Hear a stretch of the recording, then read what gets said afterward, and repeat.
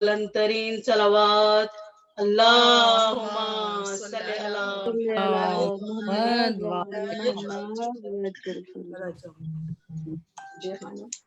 تشکیل آئی برلی و اولاد علی صلوات اللہم صلی علی بر محمد و آل محمد صلوات اللہم صلی علی محمد و آل محمد برائے تشریف آوری رحمت للعالمین مامین الرحمین و سیدت النساء العالمین و ائمت الطاہرین باواز بلندر صلوات اللہم صلی علی محمد و آل محمد سورہ فاتحہ بسم اللہ الرحمن الرحیم مالک یوم الدین ایاک نعبد و ایاک نستعین اهدنا الصراط المستقیم صراط الذین انعمت علیہم غیر المغضوب علیہم ولا الضالین بسم اللہ الرحمن الرحیم قل هو اللہ احد اللہ الصمد لم یلد ولم یولد ولم یکن له کفوا احد صدق اللہ العلی العظیم۔ ایک دفعہ سورہ فاتحہ اور 3 دفعہ سورہ اخلاص بانی مجلس کے تمام مرحومین جملہ مومنین اور مومنات بالخصوص شہداء عزاداری امام حسین علیہ السلام کے لیے۔ بسم اللہ الرحمن الرحیم الحمدللہ رب العالمین الرحمن الرحیم مالک یوم الدین ایاک نعبد و ایاک نستعین اهدنا الصراط المستقیم صراط الذین انعمت علیہم غیر المغضوب علیہم ولا الضالین بسم اللہ الرحمن الرحیم قل هو اللہ احد اللہ الصمد لم یلد ولم یولد ولم یکن له کفوا احد بسم اللہ الرحمن الرحیم قل هو اللہ احد اللہ الصمد لم یلد ولم یولد ولم یکن له کفوا احد بسم اللہ الرحمن الرحیم قل هو اللہ احد اللہ الصمد لم یلد ولم یولد ولم یکن له کفوا احد صدق اللہ العلی العظیم۔ اللهم اغفر للمؤمنين والمؤمنات والمسلمين والمسلمات الأحياء منهم والأموات تابع بيننا وبينهم بالخيرات إنك مجيب الدعوات إنك على كل شيء قدير صلوات اللہم صلی علی محمد و آل محمد وعجل فرجهم اعوذ باللہ من الشیطان الرجیم بسم اللہ الرحمن الرحیم الحمد للہ الذی لا یحصی نعماہ العادون ولا یؤدی حقه المجتہدون الذي ليس لصفته حد محدود ولا نعت موجود ولا أجل ممدود فطر الخلائق بقدرته ونشر الرياح برحمته الصلاة والسلام على المهيمن على رسله والخاتم لأوصيائه والشافع إليه والمكين لديه والمطاع في ملكوته الأحمد من الأوصاف الأبي القاسم محمد صلى الله اللہم صلی علی محمد و آل محمد وعجل فرجهم وعلى أهل بيته الطيبين الطاهرين المعصومين المظلومين سيما بقية الله في أرض روحي وأرواحنا الفداء أما بعد فقد قال الله تبارك وتعالى في القرآن المجيد بسم الله الرحمن الرحيم جاء الحق وزهق الباطل إن الباطل كان زهوقا صلوات اللہم صلی علی محمد و آل محمد وعجل پروردگار عالم نے نظام قدرت ہی ایسا رکھا ہے، اپنی عدالت کو ایسا رکھا ہے کہ حق نے سرافراز ہو کر رہنا ہے اور باطل چاہے کتنی ہی طاقت کیوں نہ اپنا لے اس نے سرنگوں ہونا ہے۔ اللہ نے حق کو دائمی اور اثر انداز ہونے والا بنایا ہے اور جو باطل ہے وہ عارضی ہے اور اس کی تأثیر نہ ہونے کے برابر اس کو قرآن میں جھاگ سے تعبیر دی گئی ہے کہ جس کی اپنی کوئی حیثیت نہیں ہے۔ ہم دیکھتے ہیں کہ حق کے اس سفر میں جہاں پر مردوں نے اپنی جان کے نذرانے پیش کیے ہیں وہاں پر خواتین نے جی کر دکھایا ہے، اپنی زندگیاں پیش کی ہیں۔ جہاں مردوں نے محاذ سجایا ہے وہاں پر خواتین نے ان کی وراثت میں ان کے اس محاذ اور ان کے اس پیغام اور ان کی اس شہادت اور ان کے خون کی تاثیر کو مختلف قریہ قریہ اور مختلف شہروں میں اور بلاد میں، دربار میں، بازار میں، شقی کے سامنے، جابر کے سامنے، فاسق و فاجر کے ہر ایک کے سامنے اس کو بیان کیا ہے۔ لہٰذا جو سفر حق ہے وہ کامل نہیں ہو سکتا جب تک میں اور اپنا حصہ نہ ڈالیں۔ یہ سفر 1400 سال پہلے شروع ہوا تو آغاز اس کا سید الشہداء نے کیا اور اس کا انجام شریعت الحسین عالمہ غیر معلمہ عقیلہ بنی ہاشم ثانیہ زہرا جناب زینب کبریٰ سلام اللہ علیہا نے کیا، جو خود اپنی جگہ اس بات کی واضح دلیل ہے کہ آج جو بھی زینبی بننا چاہتا ہے اس کو کار ہدایت میں اپنا حصہ ڈالنا ہوگا۔ آج میں چاہوں گی کہ ہم جناب زینب کبریٰ کی زندگی کا کچھ ایسا خلاصہ دیکھیں کہ آپ کی حیات مبارکہ پوری زندگی کس جانب رہی، اور جس جانب آپ نے اپنی زندگی میں بالخصوص جو آپ نے سفر کیے ہیں، جو آپ نے ہجرت کی ہے، کبھی ایک مقام سے دوسرے مقام پر گئی ہیں، ان ہجرتوں کو لے کر، ان سفر کی طویل داستانوں کو لے کر ہم یہ دیکھنا چاہیں گے کہ پھر اس چیز کو ہم اپنی زندگی میں کس طرح سے امپلیمنٹ کر سکتے ہیں۔ دیکھیے جناب زینب کبریٰ نے اپنی حیات طاہرہ میں 7 دفعہ سفر کیا ہے۔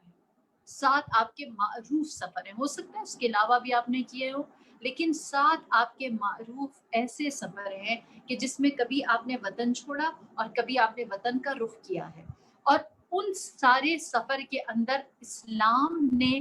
حیات پائی ہے، اسلام نے زندگی پائی ہے۔ آپ کا جو بھی مسکن رہا، آپ جس جگہ بھی جا کر آباد ہوئی، میں بھی آپ کے سامنے بیان کرتی ہوں، آپ کو اندازہ ہوگا، بالخصوص آپ لوگ کیونکہ اپنے وطن سے دور ہیں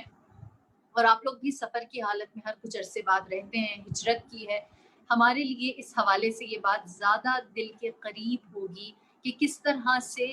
کن چیلنجز سے، کن قلبی کیفیات سے ایک مسافر، ایک مہاجر گزرتا ہے، اور پھر بھی اگر وہ اپنے مقصد کے حصول میں ثابت قدم رہے اور فرم رہے تو کیا بات ہے۔ لہٰذا ہم دیکھتے ہیں جناب زینب کبریٰ کا سب سے پہلا سفر جو آپ نے کیا ہے وہ امیر المؤمنین کے ہمراہ ہے، جب آپ مدینے سے کوفے تشریف لے کر آئیں۔ جب کوفے کو آپ نے اپنا دارالخلافہ بنایا، کوفے کو دارالخلافہ بنانے کا مقصد یہ تھا کہ کوفے کی جغرافیکلی پوزیشن ایسی تھی کہ جس میں جتنے بھی تجارتی، سفارتی اور لشکری لحاظ سے جتنا سفر ہوتا تھا ان سب میں مرکزیت جس مقام کو حاصل تھی، جہاں تھوڑی دیر ٹھہرنا پڑتا تھا، وہ کوفہ کا شہر تھا، جو بغداد کے بھی قریب تھا، جو سامرہ کے بھی قریب تھا، جو باقی بلاد اسلامیہ جو وہاں پر تھے ان کے قریب تھا۔ لہٰذا امیر المؤمنین نے اپنا دارالخلافہ، پہلے مدینہ تھا نا، ہم جانتے ہیں کہ اسلام میں ظاہری خلافت خلیفۃ المسلمین جو بنے، ان تینوں نے اپنا دارالخلافہ مدینہ کو رکھا تھا، لیکن امیر المؤمنین کی اسٹریٹجی مختلف تھی۔ آپ جانتے ہیں کہ کتنی جنگیں امیر المؤمنین کے زمانے میں ہوئی، اور ان ساری جنگوں پہ آپ کو چاروں جانب نظر رکھنی تھی، خوارج کا اپنا تھا، سارا سلسلہ ہم سب جانتے ہیں کیا۔ تو ان چیزوں کی بقا کے لیے آپ نے سفر کیا اور آپ کوفہ تشریف لائے۔ کوفے میں جب جناب زینب کبریٰ اس سفر میں شامل ہوئی ہیں، آپ نے ہجرت کی ہے، آپ وہاں رہی ہیں، تو وہ آپ کا سفر ایک شہزادی کا سفر تھا جو اپنے بابا کے ساتھ ان کی رہبری میں، ان کی لیڈرشپ میں اپنا حصہ ڈال رہی تھی، اس میں وہ بھی کنٹریبیوٹ کر رہی تھی۔ اور اس شہزادی نے جب کوفے میں جا کے اپنا مسکن ڈالا ہے تو آپ کوفے میں بطور مفسرہ قرآن مشہور تھی، کہ آپ قرآن کی تفسیر کیا کرتی تھی، جس کی جانب ہم نے پہلے بھی اشارہ کیا کہ آپ قرآن کی تفسیر فرمایا کرتی تھی، لوگوں کو قرآن سے آشنا کرتی تھی۔ آپ نے قرآن، اور پھر اس کے بعد دوسری چیز جو آپ کا اختصاص تھا وہ فقہ کے مسائل تھے، جو احکام شریعہ ہیں ان کو آپ بیان کرتی تھی لوگوں کے درمیان۔ اور وہ جو کوفے والوں کے دل زنگ آلود ہو چکے تھے اور وہ دنیا طلبی اور دنیا پرستی اور حب دنیا میں مبتلا ہو چکے تھے، آپ نے ان کو اس سے نکلنے میں مدد فرمائی، جس کا نتیجہ ہم نے دیکھا کہ کوفے کے مردوں سے زیادہ کوفے کی عورتوں کے اندر غیرت ایمانی زیادہ پایا جاتا تھا۔ لہٰذا آپ نے اس سفر میں آپ معاون علی ابن ابی طالب رہیں کیوں نہ رہیں، جبکہ آپ زینب ہیں، زینب باپ کی زینت ہے، اور باپ اگر علی ابن ابی طالب ہو تو یقینی سی بات ہے کہ آپ نے اپنے باپ کی زینت کے طور پر اس سفر میں بھی، اس مسکن میں بھی، اس وطن میں بھی اپنے والد کے مقصد کو مزین کیا ہے۔ ہاں، اس سفر میں ایک بات ضرور ہے جو تاریخ میں ملتی ہے کہ جناب امیر المؤمنین نے اس سفر کے دوران بیویوں کے پردے کا اور ان کے حجاب کا خاص بندوبست رکھا، اور اس کے لیے جو ایک طریقہ تھا وہ ویسا تھا جیسے مباہلہ کے میدان میں جانے کا تھا۔ لہٰذا جو جناب زینب کا کردار ہے وہ صرف شریکت الحسین نہیں ہے، کوفے میں وہ شریکت العلی بھی ہے، علی ابن ابی طالب کے کار خیر آپ کے مقصد عظیمہ میں شامل ہے۔ مابعد شہادت امیر المؤمنین امام الائمہ جناب زینب کبریٰ اور آپ کے دونوں بھائی واپس آ جاتے ہیں مدینہ میں۔ تاریخ مشہور ہے کہ یہ جو آپ لوگوں کا سفر تھا، اس میں ایک بات جو سارے خاندان پر حاوی تھی وہ یہ کہ وہ داغ پدر کو لے کر آئے تھے، جناب امیر المومنین کی دوری کا غم تھا، اور یہ جو واپسی تھی یہ اس لیے تھی تاکہ تاریخ عالم اور بالخصوص مدینہ الرسول نبی کے شہر میں یہ بات بتائی جائے کہ علی ابن ابی طالب کا دشمن کون ہے۔ اور آپ سب جانتے ہیں کہ امیر المؤمنین کی قبر مطہر کافی عرصے تک بے نام و نشان رہی، اس کی خبر نہیں دی گئی، اس کو ایک راز کے طور پر رکھا گیا، جس طرح آج کے وقت میں جناب فاطمہ الزہرا سلام اللہ علیہا کی قبر کا نام و نشان کسی کو نہیں پتا۔ مختلف روایات ہیں، کہیں کہا جاتا ہے کہ منبر رسول کے پاس ہے، کہیں کہا جاتا ہے کہ حجرہ رسالت میں، کبھی کہا جاتا ہے کہ جنت البقیع میں۔ اب یہ 3 روایات ہیں، ان میں سے کسی کو بھی ہم حتمی نہیں کہہ سکتے، ہم یقین سے نہیں کہہ سکتے کہ کہاں پر بی بی کی قبر موجود ہے۔ اسی طرح جناب امیر المؤمنین کی تدفین کے فوراً بعد آپ کی قبر کا پتہ نہیں دیا گیا تھا۔ ابھی بی بی کی قبر کا پتہ نہیں ہے تو یہ کس بات کی نشاندہی ہے کہ وہ شاکی ہیں، وہ اس قوم سے ناراض گئی ہیں اور یہ سوال چھوڑ کر گئی ہیں کہ ڈھونڈو فاطمہ کہاں ہے، اس کو راضی کیسے کیا جا سکتا ہے۔ امام جعفر صادق علیہ السلام کے زمانے سے پہلے تک امیر المؤمنین نے بھی امت کے لیے اپنی قبر کو بطور سوالیہ نشان چھوڑا تھا، اور اس تحریک کا اور اس روح کا آغاز کس نے کیا تھا؟ مابعد شہادت جناب امیر المؤمنین اولاد علی ابن ابی طالب میں، جس میں شریک کار تبلیغ ولایت علی ابن ابی طالب، مظلومیت علی ابن ابی طالب جناب زینب کبریٰ بھی شامل تھی۔ گرچہ امام حسن اور امام حسین کے داغ پدر تھا، لیکن میں ایک بات یہاں رک کر ضرور کہوں گی کہ یہ آپ کی زندگی کا دوسرا بامقصد سفر تھا، لیکن اس سفر کے اندر آپ کے ساتھ آپ کے بھائیوں کا ساتھ موجود تھا۔ 18 بھائیوں کی معظمہ بہن تھی، جس کی تعظیم ایسی تھی کہ بھائی اور ان کی اولادیں سب آپ پر جان نچھاور کرنے کے لیے تیار اور آمادہ رہتے تھے۔ لہٰذا جناب زینب کبریٰ امیر المؤمنین کی مظلومیت کی سفیر بن کر مدینہ میں رہیں، یہاں تک کہ 60 ہجری کو تیسرا سفر جو مابعد شہادت امام حسن مجتبیٰ ہوا، جس کو ہم کہتے ہیں کربلا کی روانگی تھی، جس میں آپ جانتی تھی، آپ سب نے بارہا سن رکھا ہے کہ امام حسین نے جناب محمد حنفیہ جناب ام سلمہ سے کہا کہ اللہ میری بیویوں کو، میرے خاندان کی خواتین کو اسیر اور رسن بستہ دیکھنا چاہتا ہے۔ یہ خبر مدینے میں دے دی گئی تھی کہ یہ اسیر ہوں گی، اور یہ بیویاں دل و جان سے جناب زینب کبریٰ اپنی کل ہستی کے ساتھ نحیی معہ ونموت معہ، ہمارا جینا حسین کے ساتھ، ہمارا مرنا حسین کے ساتھ، اس شعار کے ساتھ، اس سلوگن کے ساتھ، اس نعرے کے ساتھ امام حسین کے اس قافلے میں شریک ہوئی تھی۔ لہٰذا یہ جو تیسرا آپ کی زندگی کا سفر تھا، یہ جو آپ کی ہجرت تھی، یہ آپ کی سب سے بڑی ہجرت تھی، جس میں آپ جانتی تھی کہ اس کے بعد ہم پلٹ کر آئیں گے تو یہ وطن یعنی مدینہ ہمارے لیے وطن نہ رہے گا، ہم اپنوں کو کھو کر آئیں گے۔ ہم اس وقت جان بچانے نہیں، اسلام بچانے جا رہے ہیں، اور اسلام کی بقا کے لیے اگر بچے بھی فدا کرنے پڑے تو ہم بچے بھی قربان کریں گے۔ یہی وجہ ہے کہ جناب زینب کبریٰ خواتین سفر میں سپاہ سالار بنی تھی، اب شہزادی نہیں تھی، اب بھی ایک مجاہدہ تھی جو امام حسین کے ہمراہ اس سفر میں مدینے سے چلی ہیں سوئے مکہ، اور مکے میں جب آپ لوگ پہنچے ہیں 60ویں ہجری کا آخری مہینہ تھا، 8 ذی الحج تھی،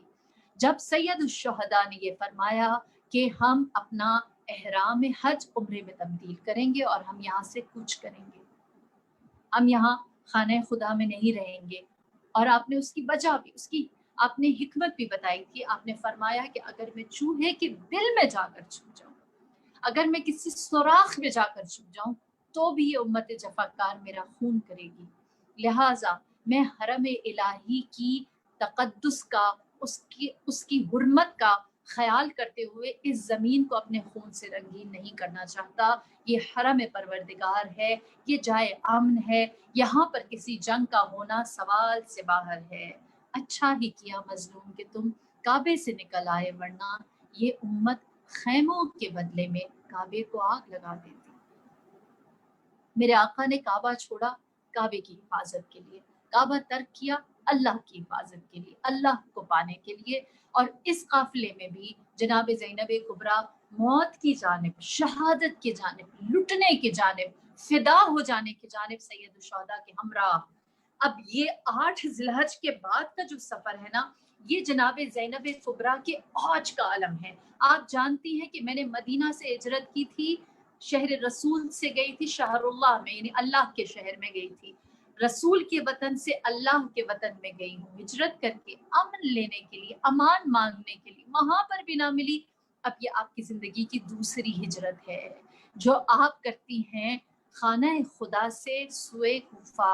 جس کے بارے میں کیا کہا جاتا ہے؟ جس کے بارے میں یہ کہا جاتا ہے کہ اے بی بی، آپ لوگوں کے ساتھ، لوگوں کے دل تو ہیں لیکن تلواریں نہیں ہیں، لوگوں کے تلواریں یزید کے ساتھ ہیں۔ اور پھر فائنلی بی بی خبر شہادت کو اپنے لیے سینے پر تمغہ بنا کر، بی بی اپنی مظلومیت کو، اپنی تنہائی کو یزید ابن معاویہ ابن ابی سفیان کے سامنے اپنی شجاعت بنا کر سرزمین کربلا تمام غیور مجاہدین کے ساتھ، فداکاران کے ساتھ پہنچتی ہیں۔ اور آپ سب جانتے ہیں کہ سرزمین کربلا میں یہ پڑاؤ زیادہ دن نہیں رہتا، یہ بڑے تھوڑے دن کا وطن ہے، یہ بڑے تھوڑے دن کا مسکن ہے۔ لیکن اس شہر، اس جگہ پر جب جناب زینب کبریٰ امام حسین کے ساتھ آ کر بس جاتی ہیں تو یہ جگہ صاحبان ایمان کے لیے جنت قرار پاتی ہے۔ حدیث ہے امام جعفر صادق علیہ السلام سے، آپ فرماتے ہیں کہ مومن کے لیے کربلا جنت کی مانند ہے، اور وہ کربلا میں اپنے لیے جنت کی خوشبو کو سونگتا ہے، جنت کی بو کو سونگتا ہے، اور وہ وہاں پر جنت کا قرار پاتا ہے۔ اور آپ میں سے بہت سارے لوگ جو کربلا گئے ہیں، 100% لوگ اس بات سے اگری کریں گے، اس بات کی تصدیق کریں گے، کربلا جا کے جنت کا احساس ہوتا ہے، کربلا جا کر جنت محسوس ہوتی ہے، وہاں جو سکون اور تراوت ہے وہ کہیں اور نہیں ہے۔ اور پھر ہماری جان قربان بی بی نے جو اپنی زندگی کا چھٹا سفر کیا ہے وہ کربلا سے کیا ہے۔ یہ ایک اور ہجرت ہے کہ جب کوئی اپنی جنت چھوڑ دے۔ اس سے پہلے میں نے جنت نہیں کہا، اس سے پہلے مکہ، مدینہ، خانہ خدا، کوفہ، یہ سب وطن تھے بی بی کے، لیکن کربلا بہشت ہے، جنت ہے۔ میں وہ بی بی کا مرثیہ ضرور یہاں پہ، گرچہ مصیبت پڑھنے کا یا مصائب پڑھنے کا مقام نہیں ہے، لیکن نقل ضرور کروں گی کہ بی بی کا یہ سفر، سید الشہداء کو ودا کہنا، آپ سے جدا ہونا، آپ کی مرقد کی مجاوری نہ کر سکنا آپ کے لیے کیا تھا۔ کہتے ہیں کہ 11 محرم کو جب بی بی نے اپنی زندگی کا چھٹا سفر کیا ہے تو آپ مڑ مڑ کے کربلا کی جانب نظر کرتی اور رشک اور حسرت سے کہتی، اے کربلا تو بہت خوش نصیب ہے،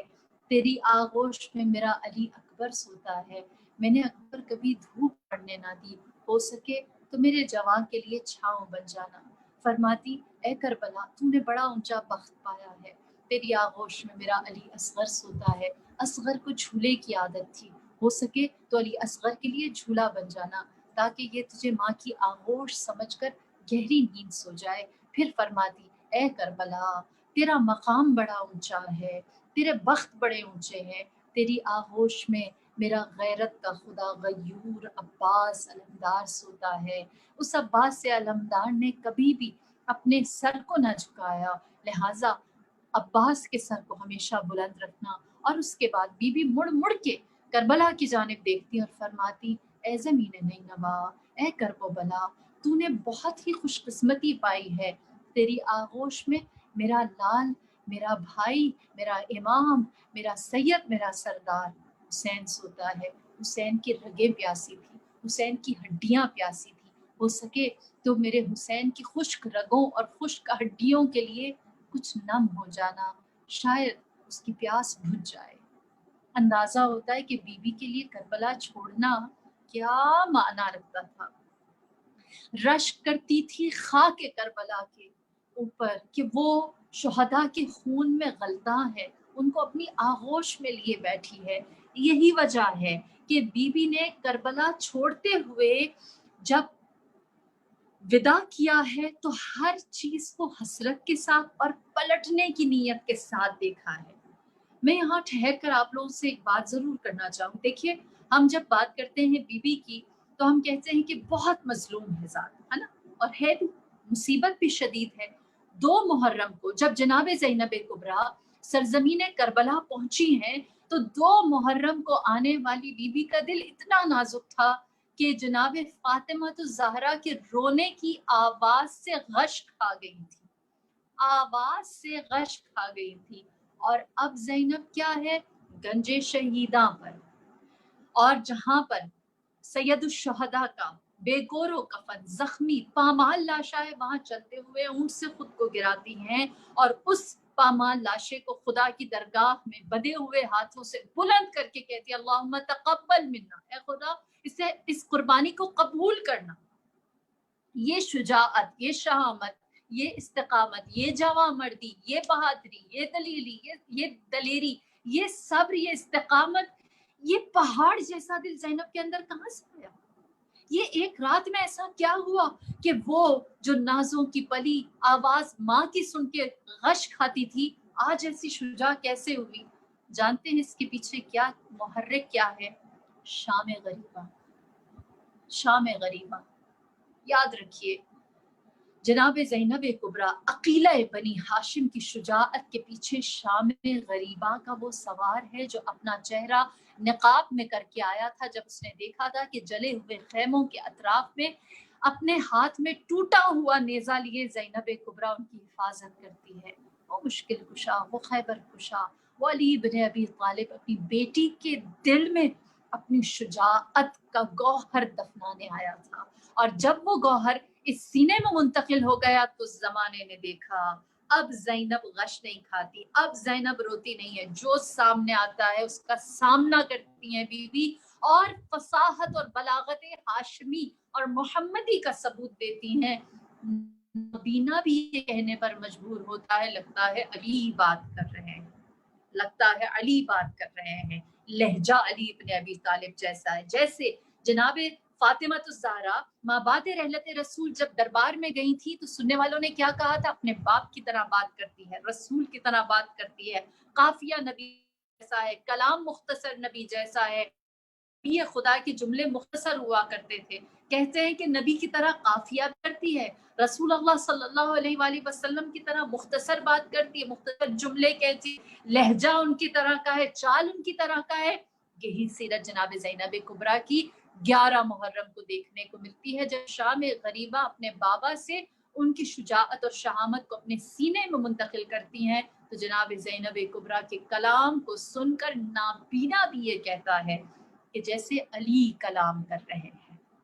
یہ فصاحت، یہ بلاغت، یہ انداز، یہ تکلم، یہ جذبہ، یہ روح، یہ ایمان علوی ہے، یہ حیدری ہے۔ اور جناب زینب کبریٰ جب کربلا سے نکلی ہے، اب نہ وہ شہزادی ہے، اب نہ وہ شریکت الحسین ہے، اب نہ وہ مسافرہ ہے، اب نہ وہ مہاجرہ ہے، اب وہ ایک ایسی ہستی، ایسا وجود ہے جو اپنے جہاد کا ہر محاذ فتح کرنے کے لیے فاتحانہ نکلی ہے،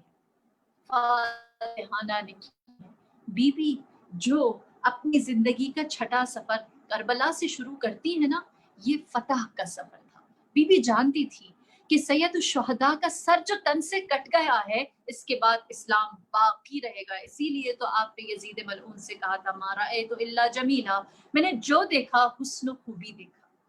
میں نے جو مشاہدہ کیا اس میں بہترین مثال کو مشاہدہ کیا۔ لہٰذا بی بی کی زندگی کا یہ جو سفر ہے، یہ زندگی بدل دینے والا ہے۔ اور اس کے بعد بی بی کا جو اگلا سفر، جو 7واں سفر ہے، جو شام سے مدینے کی جانب ہے، شام سے مدینہ، جس کے بارے میں ہم سب جانتے ہیں، جو قید و بند بی بی نے کاٹے، جو آپ نے شام کے دربار میں فتح کے جھنڈے گاڑے، جو آپ نے قید خانے میں اپنی مظلومیت لوگوں کو دکھا کر، اور صرف میں مظلومیت نہیں کہوں گی، روایات میں تواتر کے ساتھ یہ بات ملتی ہے کہ جب اہل حرم کو زندان شام میں رکھا گیا تو شام والے اس زندان میں بطور خاص، آپ جانتے ہیں کہ لوگوں کو ہمیشہ سے عادت ہوتی تماشا دیکھنے کی، تو شام والے صرف دیکھنے کے لیے کہ یہ کون سے قیدی ہیں، یہ کیسے قیدی ہیں، دیکھنے کے لیے آیا کرتے، کیونکہ طولانی مدت کے لیے زندان شام میں اہل حرم کو رکھا گیا تھا، تو وہ وہاں ان کی اخلاق، ان کی شرافت، ان کی عزت اور ان کے نیک تہذیب کو دیکھ کر جان چکے تھے کہ یہ کوئی عام خاندان کے لوگ نہیں ہیں، یہ کوئی عام خاندان کے لوگ نہیں ہیں، یہ عزت والے لوگ ہیں، یہ شرافت والے لوگ ہیں، یہ کرم والے لوگ ہیں، اللہ نے انہیں وقار دے رکھا ہے، اللہ نے ان کی تعظیم سب کے دلوں میں ڈال دی ہے۔ لہٰذا جب مدینے کی جانب شام سے یہ سفر شروع کیا ہے، یہ آخری ہجرت جو آپ کی تھی، اپنے مقصد کو تمام کر کے تھی، جو مقصد تھا وہ بی بی حاصل کر چکی تھی۔ شام وہ جگہ تھی جس کو کوئی نہ فتح کر سکا تھا، شام زینب و سید الساجدین نے فتح کیا تھا۔ اس کے اوپر انشاءاللہ میں ایک مفصل مجلس پڑھوں گی جس میں ہم صرف شام کے حالات دیکھیں گے کہ بی بی نے شام کو کس طرح سے فتح کیا، لیکن جو آپ نے مدت شام کی گزاری اور پھر جو آپ نے سفر کیا، وہ سفر فیصلہ کن تھا۔ اسی لیے کچھ روایات میں، زیادہ تر روایات میں یہ ملتا ہے کہ واپسی پر جب شام سے مدینے کی طرف گئے ہیں تو راستے میں کربلا سے ہوتے ہوئے گئے ہیں، جس کے بارے میں بہت سارے علماء اور مورخین نے اس کی تصدیق بھی کی ہے۔ لہٰذا جب بی بی کی یہ ہجرت، جو کبھی آپ اپنے وطن سے یعنی مدینے سے کوفہ کی جانب ہجرت کرتی ہیں، کبھی آپ کوفے سے مدینے کی جانب ہجرت کرتی ہیں، کبھی مدینے سے مکہ ہجرت کرتی ہیں، مکہ آپ کے لیے جائے امن نہیں رہتا تو آپ مکہ چھوڑ کر کوفہ کی جانب ہجرت فرماتی ہیں، اور جو کوفے کی ہجرت ہے وہاں کی جانب آپ کو جب جانے نہیں دیتا، میری جان قربان اس ہستی اس ذات کے اوپر کہ جو کوفے کی جگہ دشت کربلا پہنچتی ہیں، اور جب دشت کربلا آتی ہیں تو وہاں سے آپ کے فاتحانہ سفر کا آغاز ہوتا ہے، جو کوفہ اور پھر شام اور شام سے مدینہ آپ کا قرار پاتا ہے۔ اور پھر اس کے بعد مختلف روایات ہیں، کوئی بہت تواتر کے ساتھ نہیں، مدینے سے آپ کا واپس شام جانے کا بھی تذکرہ ہے، مدینے سے آپ کا مصر جانے کا بھی تذکرہ ملتا ہے کہ آپ مصر چلی گئی تھی، مدینے میں بھی آپ کے قیام کا تذکرہ ملتا ہے۔ لہٰذا وہ آپ کا آخری سفر جو تھا، وہ تاریخ دانوں نے اس کے اوپر زیادہ تفصیل سے نہیں بیان کیا، اور وہ زمانہ ایسا تھا کہ جب یزید ابن ابو سفیان نے، یزید ابن معاویہ نے آپ کے اوپر ایک نظر بندی کو رکھا ہوا تھا۔ لہٰذا یہ جو آپ کی ہجرتیں ایک جگہ سے دوسری جگہ، ایک مقام سے دوسری مقام، ہمیں کیا بتا رہی ہے؟ اس سے میں اور آپ آج کیا سیکھتے ہیں؟ میں نے شروع میں کہا کہ بی بی کے یہ جو سفر ہیں، ان سے ہم آج کی اپنی دنیا کو ریلیٹ کریں گے کہ اصل میں انسان ایک جگہ سے دوسری جگہ منتقل کیوں ہوتا ہے۔ بی بی اپنے مقصد کے حصول کے لیے ہوئی اور آپ نے اپنا مقصد حاصل کیا۔ ہم سمجھتے ہیں کہ ایک جگہ سے دوسری جگہ فزیکلی جانا ہجرت ہے نا، اللہ کی خاطر ایک جگہ سے دوسری جگہ سفر کرنے کو ہم ہجرت سمجھتے ہیں، جبکہ ہجرت کی مختلف اقسام ہیں۔ ایک ہجرت اخلاقی ہوتی ہے، ایک ہجرت عقیدتی ہوتی ہے، ایک ہجرت سیاسی ہوتی ہے، اور ایک ہجرت جغرافیائی ہوتی ہے کہ جو بندہ اپنا مقام چھوڑ کر دوسرے مقام پر جائے۔ ہم اگر جناب زینب کبریٰ کی ان تمام ہجرتوں کو لیں تو یہ ان چاروں ہجرتوں کے حامل ہے، جس میں اخلاق بھی ہے، جس میں آپ کا عقیدہ بھی ہے، جس میں سیاست بھی ہے، اور جس میں آپ نے جغرافیہ بھی چینج کیا ہے، ایک جگہ سے دوسری جگہ گئی ہیں، لیکن عقیدہ اسلام کا اپنے لوگوں تک پہنچایا ہے۔ ہمارے اوپر یہ چیز کس طرح سے لازم آتی ہے کہ اگر ہمارے عقیدے کے اندر کوئی انخلا، کوئی انحراف، کوئی خرابی ہے، مثال کے طور پر ابو جہل، آپ سب جانتے ہیں کہ ابو جہل نے رسول اللہ کے لیے زندگی کتنی دشوار بنائی، اور اس دشوار زندگی کو بنانے کے بعد جب وہ واصل جہنم ہوا تو ابو جہل کا بیٹا اپنے باپ کے مرنے کے 25 سال کے بعد نبی خدا پر ایمان لایا. 25 سال کے بعد یعنی فتح مکہ کے بعد ایمان لے کر آیا. جب مکہ فتح ہو گیا اور اس کے لیے بات واضح ہو گئی کہ اب تو رسول اللہ صلی اللہ علیہ وآلہ وسلم سے بچنے کا کوئی راستہ نہیں رہا، تو اس نے پھر رسول اللہ پر ایمان وہ لے کر آیا اور کہا کہ میں آپ پر، اور رسول اللہ نے اس کی اس ہجرت کو بھی قبول کیا. آپ نے لوگوں سے کہا کہ اب اسے ابو جہل کا بیٹا نہ کہو، اب یہ مسلمان ہے. تو جو عقیدتی ہجرت ہے وہ بھی اسلام قبول کرتا ہے، وہ بھی ہر کوئی کرے. اگر عقیدے میں کہیں کوئی انحراف ہے اور لیکن ایسا بھی ہے کہ بہت سارے لوگ حق جانتے ہوئے بھی ہجرت نہیں کرتے. آپ نے اکثر دیکھا ہوگا پوری دنیا میں تاریخ دان ہر کوئی ہر مکتب مذہب مسلک سے تعلق رکھنے والا غدیر کی تصدیق کرتا ہے لیکن ولایت علی کو نہیں مانتا. غدیر کے اوپر دلائل لے کر آتا ہے لیکن علی ابن ابی طالب کو اپنا خلیفتم بلا فصل نہیں مانتا. کہیں نہ کہیں گڑبڑ کر جاتے. ہم ان سے شکایت نہیں کرتے، لیکن یہاں ضرورت کس چیز کی ہے؟ ضرورت اس چیز کی ہے کہ وہ عقیدتی ہجرت کریں، وہ اپنے عقیدے کو جس کو وہ مان رہے ہیں، جس کو وہ برحق کہہ رہے ہیں، جس کے اوپر وہ خود دلیل لے کر آ رہے ہیں، اس کے اوپر خود ایمان بھی لے کر آئیں. جو چیز نادرست ہے یا نامکمل ہے یا کافی نہیں ہے اس سے درست کی جانب آ جائیں. یہ ہجرت ہے جو جناب زینب کبریٰ نے خود لوگوں کے عقیدے کو درست کرنے کے لیے کی ہے. اسی لیے ہندا، اسی لیے راہب، اسی لیے قاتل کی زوجہ اور نہ جانے کتنے لوگ ہیں جن کے عقیدے درست ہوئے. پھر اس کے بعد ایک اخلاقی ہجرت ہوتی ہے کہ اگر کسی انسان کے اندر کوئی اچھے اخلاق نہ ہو، اتوار نہ ہو، تو وہ اپنے اخلاق کو بھی درست کرے. جناب زینب کبریٰ نے اخلاقی ہجرت کس طرح سے مؤثر بنائی ہے؟ آپ سب نے واقعہ مشہور سنا ہوگا کہ جب یہ قافلہ کوفہ پہنچا ہے تو کوفے میں دخول کے وقت ہر جگہ یہ اعلان کر لیا گیا تھا کہ اسیروں کو اور قیدیوں کو لایا جا رہا ہے. اور پھر جب اسیروں کو اور قیدیوں کو لایا گیا تو تاریخ نے کیا کہا کہ کوفے کی کچھ عورتیں اپنے ہاتھوں میں کھجور اور روٹیاں لے کر جناب سکینہ بنت الحسین یتیمہ سید الشہداء کے ہاتھ میں دیتی اور کہتی یہ ہمارے بچوں کا صدقہ ہے. یہ وہ مقام ہے جہاں پر لوگوں کو اخلاقیات سکھائے کہ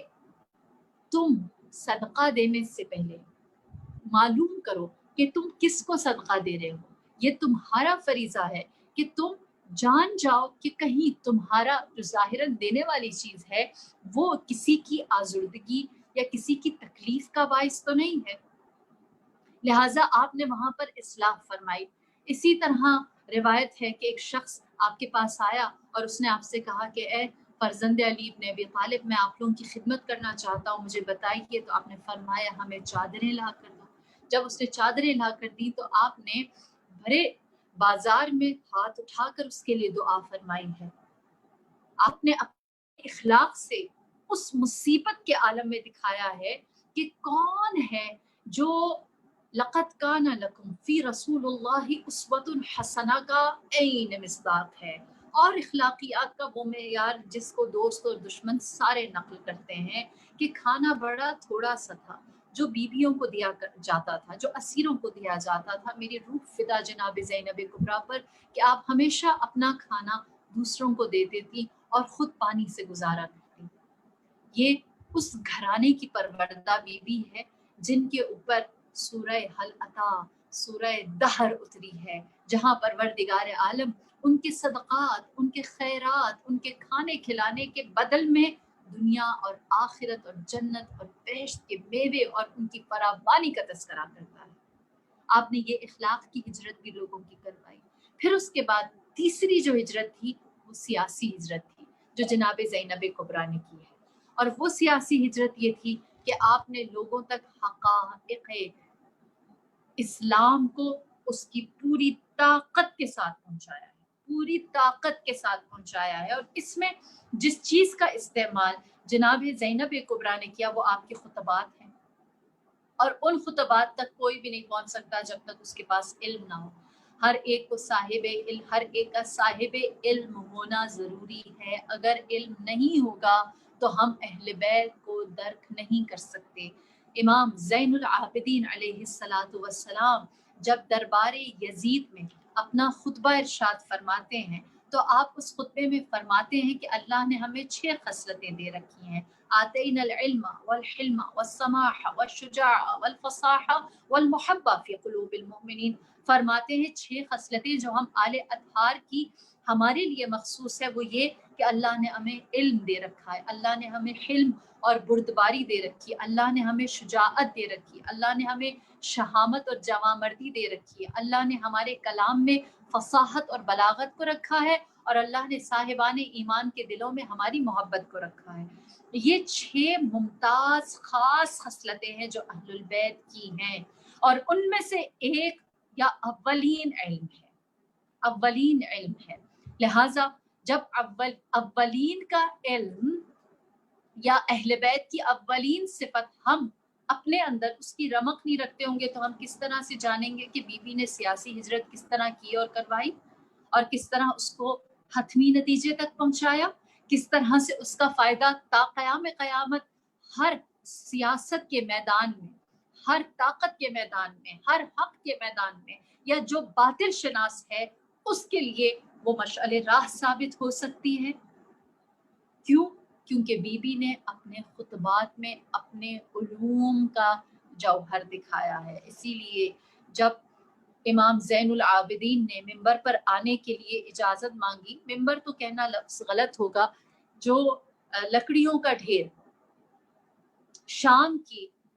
دربار میں رکھا گیا تھا, امام زین العابدین نے اسے لکڑیوں کا ڈھیر ہی کہا تھا. اس وہ ممبر کہلائے, وہ جگہ ممبر کہلائے جانے کے لائق نہیں جہاں اہل بیت کو ناسزا کہا جائے. جب امام نے اس لکڑی کے ڈھیر پر آنے کے لیے اجازت مانگی تو اس وقت سب نے کہا نے تو کیا ہو جاتا ہے, تو اس نے جواب دیا, کہنے لگا قد زقوا العلم زقا, یہ علم سے بھرے ہوئے ہیں, ان کے پاس علم ایسے ہے جیسے مرغی چوزے کو دانہ کھلاتی ہے. تو جناب زینب کبریٰ کے بھی خطبات جو ہیں وہ علم سے مرصع تھے. ہم کبھی بھی ناصرین جناب زینب کبریٰ ہو ہی نہیں سکتے اگر ہمارے پاس علم نہیں. ہم جہالت میں رہتے ہوئے اہل بیت کے قریب جا ہی نہیں سکتے. ہم کربلائی ہو ہی نہیں سکتے اگر ہمارے قلوب علوم آل محمد سے مزین نہیں ہے. ہمارے علماء نے کیوں اتنی زحمت کی؟ آپ جانتی ہیں کہ علامہ امینی نے اپنی زندگی کے 30 سال اس چیز پر لگائے کہ وہ کتاب الغدیر لکھیں, اور لفظ مولا, تاریخ غدیر اور اس کے حوالے اور اس کی سند اور اس کے اعتبار کو کے لیے دندان شکن مواد تیار کریں. آپ جانتے ہیں علامہ امینی نے جو ایک غدیر لکھی, مجھے ذاتی طور پر علماء کی اور صاحب علم افراد کی کاوشیں بہت پسند, اور دل بھی چاہتا ہے کہ اس حوض سے, اس سلسبیل سے خود بھی سیراب ہوں اور دوسروں کو بھی آگاہ کریں کہ اس سے جتنا زیادہ ہم اپنے قلوب کو معطر کریں گے اتنا زیادہ ہماری قربت اہل البیت سے زیادہ ہوگی. کہتے ہیں کہ علامہ امینی جب انتقال کر گئے, ان کے بیٹے بتاتے ہیں, کہتے ہیں کہ میں ان کی قبر پر کھڑا تھا, میں نے سوچا کہ میرے بابا نے اپنی ساری زندگی تالیف میں گزار دی, یعنی کتاب لکھنے میں لگا دی. اب جب اس دنیا سے گئے ہیں تو منازل آخرت شدید ہے, نہیں معلوم کہ ہمارے بابا کی عاقبت کیسی ہوگی. وہ کہتے ہیں کہ میں جب رات کو سویا, میں نے خواب میں دیکھا کہ میرے بابا ہیں اور حوض کوثر ہے, اور ایک طولانی قطار ہے, لمبی قطار لگی ہوئی ہے, لوگ قطار در قطار آ رہے ہیں, اور جو ساقی کوثر امیر المؤمنین امام الائمہ لوگوں کو اپنے ہاتھوں سے حوض کوثر سے سیراب کر رہے ہیں. کہتے ہیں کہ میں نے دیکھا اس قطار میں میرے والد بھی ہیں, یہاں تک کہ کرتے کرتے ان کی نوبت, ان کی باری آئی, تو جب انہیں سیراب کرنے کا وقت آیا تو امیر کائنات نے اپنے ہاتھ میں جو کوزہ تھا اس کو چھوڑ دیا, اور پھر آپ نے اپنی آستینیں چڑھائیں, اور امیر المؤمنین نے اپنے ہاتھوں سے کوزہ بنایا, حوض کوثر کے اندر ڈالا, اور جناب ابراہیم امینی سے کہا کہ ابراہیم امینی تم میرے ہاتھوں سے پیو, حوض کوثر سے سیراب ہونا ہے تو میرے ہاتھوں سے, کوزے کا سہارا, بیشتی جنتی کوزے کا سہارا نہ لو، علی کے ہاتھوں سے اپنے آپ کو سیراب کرو۔ پھر اس کے بعد فرمایا اے علامہ امینی، تم نے کتاب الغدیر لکھ کر میرے چہرے کو دنیا میں روشن کیا، میں تیرے چہرے کو آخرت میں باب جنت پر روشن کرنا چاہتا ہوں۔ دیکھیے علم کتنا انسان کو صاحب فضیلت بناتا ہے۔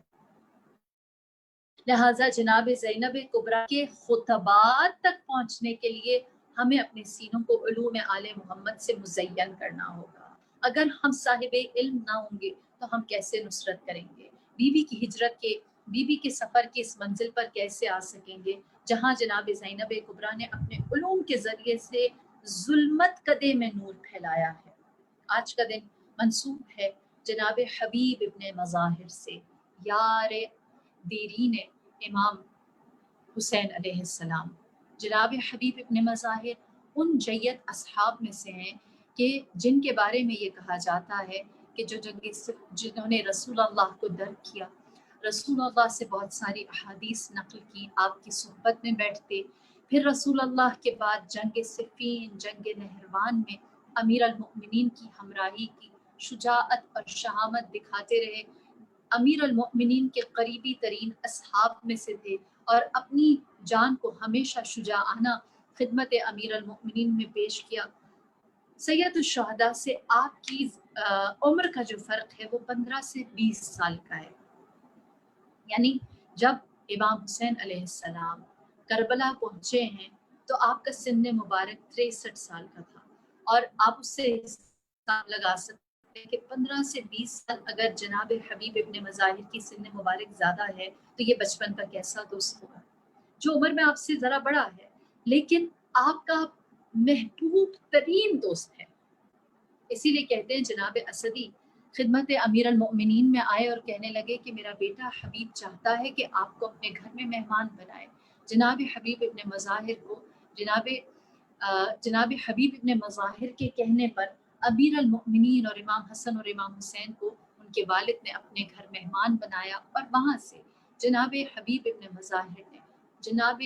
سید الشہداء کی صحبت کو باقاعدہ اختیار کیا اور ان کے قدموں کے نیچے جو خاک تھی اس کو اٹھا اٹھا کر چومتے اور فرماتے مجھے حسین سے محبت ہے۔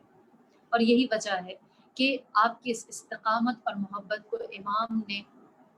نہ صرف یاد رکھا بلکہ آپ کو اپنے پاس بلایا، خط لکھا، قاصد بھیجا اور اس میں لکھا کہ اے میرے حبیب، اے میرے دوست، میں اپنی عورتوں اور بچوں کے ہمراہ اس وقت کربلا میں موجود ہوں، میں نرغۂ آدھا میں تنہا ہوں، چاہو تو عصر عاشور سے پہلے ہم سے ملحق ہو جاؤ ورنہ ہم سے کبھی ملاقات نہ کر سکو گے۔ جناب حبیب ابن مظاہر نے جب امام کا خط پڑھا، دیر نہ لگائی، اپنے غلام سے کہا کہ فلاں مقام پر جا کر کھڑے ہو جاؤ، میں بہت جلد تم سے ملحق ہو جاؤں گا اور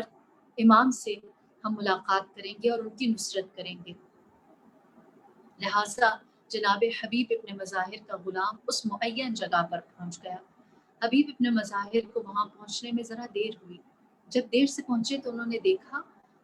کہ غلام گھوڑے سے یہ کہہ رہا ہے کہ اے گھوڑے، اگر ہمارا مالک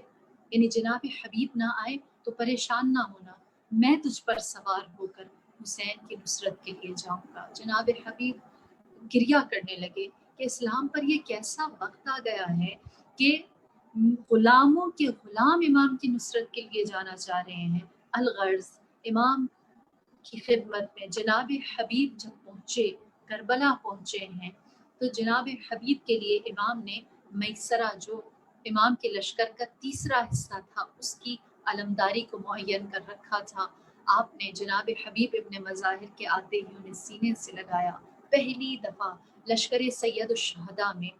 خوشی سے نعرہ تکبیر بلند ہوئے۔ جب نعرہ تکبیر بلند ہوا، جناب زینب کبریٰ نے پوچھا کیا وجہ ہے کہ سب خوشی سے جوش سے نعرے لگا رہے ہیں؟ تو بتایا گیا کہ جناب حبیب ابن مظاہر ناصر امام حسین آئے ہیں۔ جناب زینب کبریٰ نے جناب حبیب کے لیے سلام بھیجا۔ جناب حبیب کو جب پتہ چلا کہ جناب زینب کبریٰ زہرا زادی سلام کہتی ہے، وہ جانتے تھے کہ زہرا زادی کا مقام، ان کی تقدس، ان کی عزت، ان کی حرمت کیا ہے۔ اپنا امامہ سر سے گرا دیا، خاک کربلا سر پر ڈال ڈال کر کہتے کہاں زہرا زادی، کہاں رسول زادی، اور کہاں یہ عاجز غلام ان کا سلام کہنا. اسلام اتنا تنہا ہو گیا. لہٰذا آپ خیمہ جناب زینب کبریٰ کے پاس گئے اور فرمایا اے بی بی اگر ہمیں 70 جانیں بھی دے دی جائیں تو ہم آپ پر وار دیں گے, ہم آپ پر فدا کر دیں گے, ہم برہنہ تلواروں کے ساتھ اپنی جان قربان کرنے کے لیے اپنے مولا پر تیار ہیں. اللہ نے جناب حبیب ابن مظاہر کی جان کے نذرانے کو یوں قبول کیا کہ جب وہ میدان کارزار کی جانب جانے لگے روز عاشور تو جناب حبیب ابن مظاہر یہ رجس پڑھتے تھے مجھے بوڑھا نہ سمجھنا, میں نے حسین کے چہرے کو دیکھا ہے. جب میں اپنے آقا کے چہرے کو دیکھتا ہوں تو میں جوان ہو جاتا ہوں, میں بوڑھا نہیں رہتا, میں جوان ہو جاتا ہوں. لہٰذا جناب حبیب ابن مظاہر نے شجاعانہ جوان مردانہ جوانوں کی طرح جنگ کی, قلب لشکر پر حملہ کیا, یہاں تک کہ اشقیاء بہت جلد جان گئے کہ اگر جناب حبیب ابن مظاہر کو شہید نہ کیا گیا تو یہ ہمیں بھاری نقصان دے سکتے ہیں. لہٰذا ایک شقی جو جناب حبیب پر تو حملہ نہ کر سکتا تھا اس نے جناب حبیب ابن مظاہر کے گھوڑے کی ٹانگیں کاٹنا شروع کی. گھوڑا زمین پر آ کر گرا. جناب حبیب ابن مظاہر زین سے زمین پر آئے, اپنا سلام آخر بھیجا, فرمایا علیک منی سلام یا سیدی و مولایا یا ابا عبداللہ. جب امام کو جناب حبیب ابن مظاہر کا سلام آخر ملا امام دوڑتے ہوئے جناب حبیب کی بالین پر آئے. آپ نے جناب حبیب کا سر اپنی آغوش میں رکھا اور فرمایا اے حبیب تو قاری قرآن تھا, تو قاری قرآن تھا, ایک رات میں قرآن ختم کرنے والا تھا. یہ کہہ کر میرے مولا نے حبیب کے لاشے کو گنج شہیدہ منتقل کیا. آج بھی اگر آپ قبر حسین پر جائیں تو حبیب کا ساتھ آپ کو نظر آتا ہے. جہاں میرے آقا کا مرقد ہے اس جنت کے بالکل ساتھ جناب حبیب ابن مظاہر کا جناب حبیب ابن مظاہر کی زری موجود ہے. الغرض 11 محرم ہوئی, ایک شقی آگے بڑھا, جناب حبیب ابن مظاہر کا سر تن سے جدا کیا اور یہ کہہ کر خلی کو دیا کہ تیزی سے اس سر کو کوفہ پہنچا دیا جائے تاکہ کوفے والوں کے دلوں میں عبید اللہ ابن زیاد کی حیبت بیٹھ جائے, یزید کی حیبت بیٹھ جائے. وہ سر اس نے اپنے گھوڑے کی گردن میں سر حبیب کو ڈالا, سوئے کوفہ گیا. وہ شقی خود بیان کرتا ہے, کہتا ہے جب میں کوفہ گیا تو میں نے دیکھا ایک نوجوان میرے ساتھ ساتھ ہر جگہ آتا ہے. میں دربار میں گیا وہ نوجوان میرے ساتھ, میں بازار میں گیا وہ نوجوان میرے ساتھ, میں اپنے گھر گیا وہ نوجوان میرے گھوڑے کے ساتھ ساتھ. میں نے اس سے پوچھا ہے نوجوان تو کون ہے؟ تو اس نے جواب دیا, کہنے لگا میں قاسم ابن الحبیب ہوں, یہ جو صاحب سر ہے جس کا سر تو لیے پھرتا ہے میں ان کا بیٹا قاسم ہوں. یہ سننا تھا کہ اس شقی کے دل میں جناب قاسم کے لیے رحم آیا. اس نے اپنے جناب حبیب کا سر جناب قاسم کو دیا اور کہا کچھ دیر اپنے پاس رکھ, اپنے باپ سے تو کچھ دیر شفقت سے پیش آ.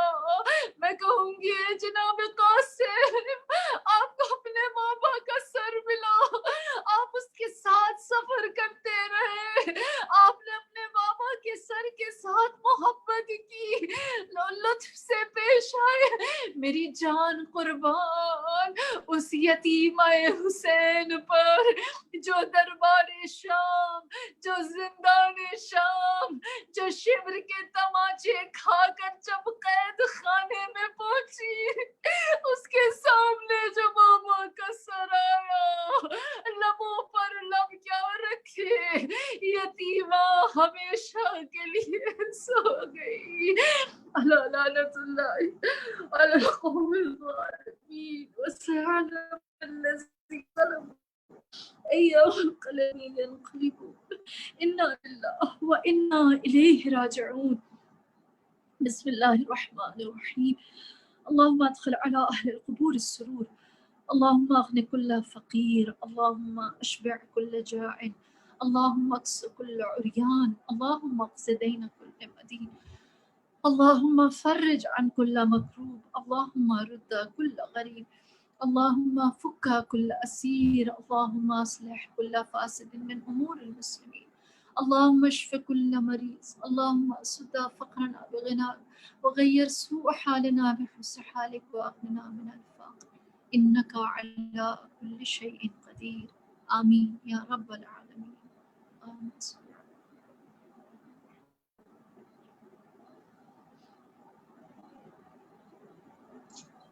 اللهم صل على محمد وآل محمد جزاک اللہ خانہ. آپ کا تہہ دل سے شکریہ ادا کرتی ہوں. شہزادی کونین آپ کی توفیقات میں اور اضافہ کرے، اور پروردگار عالم آپ کو سوائے غم حسین کے کوئی غم نہ دے. الہ آمین. جزاک اللہ، جزاک اللہ. اب میں دعوت دیتی ہوں محترمہ عظمیٰ صاحبہ کو کہ نوحہ پڑھنے کے لیے آن لائن تشریف لائیں، اور بی بی فاطمہ الزہرا سلام اللہ علیہا کو ان کے لال کا پرسہ دیں.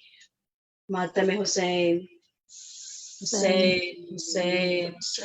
حسین حسین حسین حسین. لمبی حر کا پسر زین سے مقتل میں گرا، لاش پر اس کی گئے حر سے بھی پہلے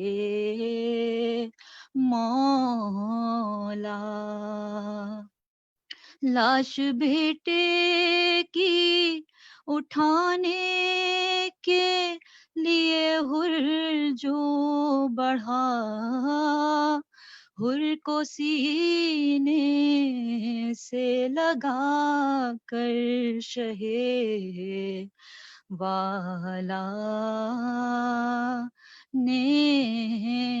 کہا، اے حر اے حر اے حر اے حر